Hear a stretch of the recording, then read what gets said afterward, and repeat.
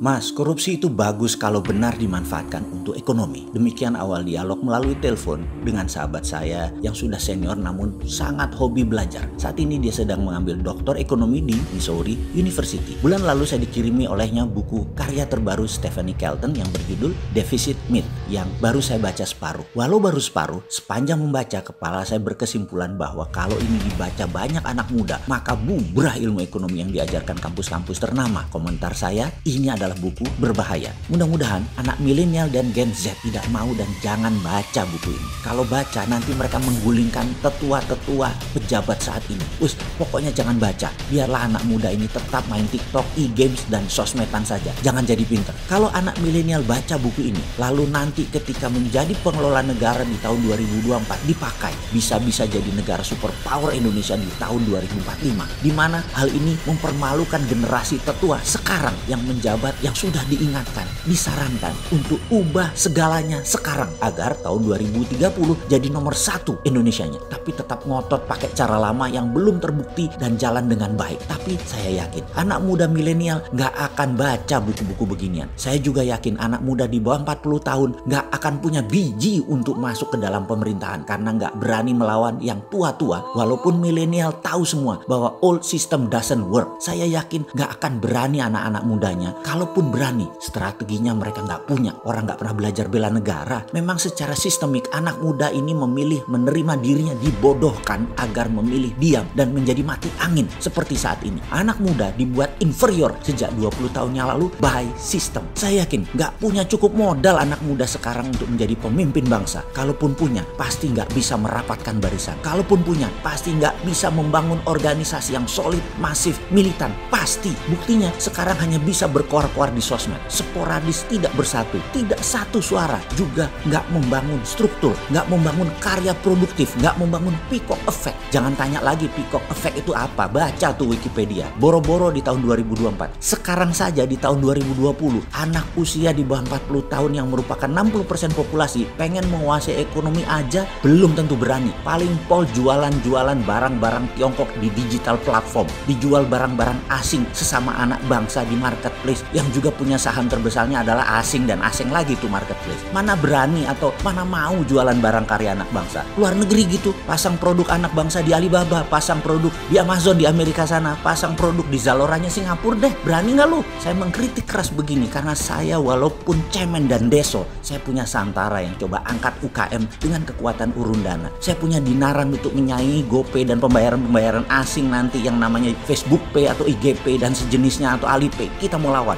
Walaupun masih merayap, tapi nggak ngomong doang kayak buzzer di negeri seberang. Juga video kali ini bukan buat buzzer, tapi buat kalian sahabat muda. Saya tantang nyali kalian untuk menjadikan Nusantara di tahun 2024 menjadi negara besar dengan tenaga kalian, pikiran kalian, hati kalian. Kalau kalian memang punya nyali untuk NKRI menjadi berdaulat, lakukan sekarang. Atau kalian masih ingin lagi kekuasaan ini dikasih kepada tetua-tetua seperti saya yang kemungkinan besar hanya memperkaya diri sendiri dan kelompok saya. Muak harusnya kalian dengan orang tua-tua macam kami yang memang dididik agar taklid, takut dengan Tiongkok dan Amerika dan membuat kalian tak bernyali. Sungguh, kalau kalian ingin perubahan, perubahan harus konstitusional. Bangun diri Anda dalam 2 tahun ke depan hingga tahun 2020.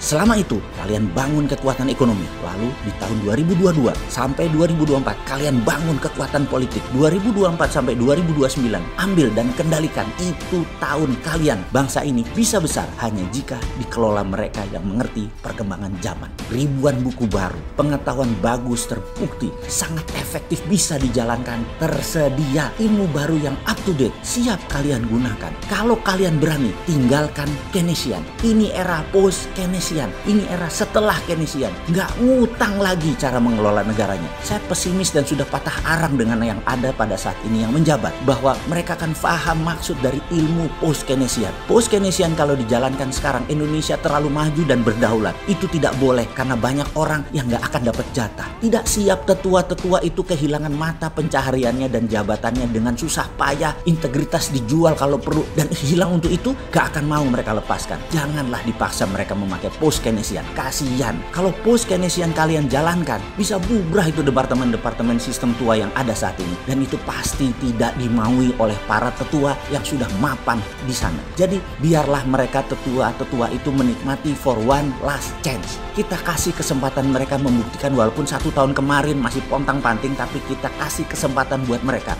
Maunya mereka. Monggo buktikan diri Anda, wahai para tetua. Mau berapa lama? 1 tahun, 2 tahun, atau sampai 4 tahun lagi? Monggo. Tapi kalian anak muda, kalian harus melihat ke depan. Bangun ekonomi kalian secepat-cepatnya bersama-sama. Buatlah rencana besar. Lakukan baby step-nya segera sekarang. Kembali ke pernyataan kurang ajar sahabat saya di awal. Kok bisa korupsi nggak masalah? Gila kamu. Demikian saya nyolot. Dia mengatakan, benar, secara moralitas dan spiritualitas mungkin korupsi itu pendosa dan pasti dosa, dan itu salah. Namun sisi ekonomi kan melihatnya adalah kemanfaatan ekonomi untuk banyak orang. Demikian dia mengawali argumennya yang dilanjutkan. Kalau korupsi dipakai untuk foya-foya, belanja hal produktif, itu bisa berefek bagus untuk ekonomi. Maksudmu? Saya masih nyolot. Dia pun melanjutkan menjawab, sayangnya orang korupsi itu takut belanja-belanja harta korupnya, tapi memilih disimpan. Paling top 20%-nya dibelanjakan barang konsumtif itu lagi. Sisanya dia simpen karena takut ketahuan atau ditaruh di luar negeri. Ketika mereka ke luar negeri, tinggal di rumah milik mereka, belanja barang mewah, kendaraan, dan lain sebagainya, top aja. Lalu balik ke tanah air, disederhana-sederhanakan gayanya. Diperlihatkan penampilan naif dan lugu. Padahal udah ada sendiri yang jawab. Jadi kalau mereka para koruptor itu 100% memanfaatkan dananya di dalam negeri, apalagi untuk investasi sektor produktif, itu dana 11.000 triliunnya, gila ekonomi Indonesia majunya kayak apa. Itulah saya katakan kalau korupsi itu bagus kalau dimanfaatkan secara benar untuk ekonomi dalam negeri. Yang parah korupsi marak, duitnya hanya 10% dimanfaatkan dalam negeri dan sisanya disimpan atau dibawa ke luar negeri. Ambiar ekonomi negaranya. Sudah sektor swasta kering, proyek kering, duit dibawa ke luar negeri atau disimpan sama koruptor. Bagaimana bisa negaranya maju? Sungguh, ini hanya sanepo, ini hanya sindiran dan kiasan. Yang terbaik adalah dalam pemerintahan yang benar, tidak ada korupsi dan tidak ada bagi-bagi jatah, di mana dana 11.000 triliunnya dimanfaatkan semua di dalam negeri. Kalau itu terjadi, top markotop dah Indonesia.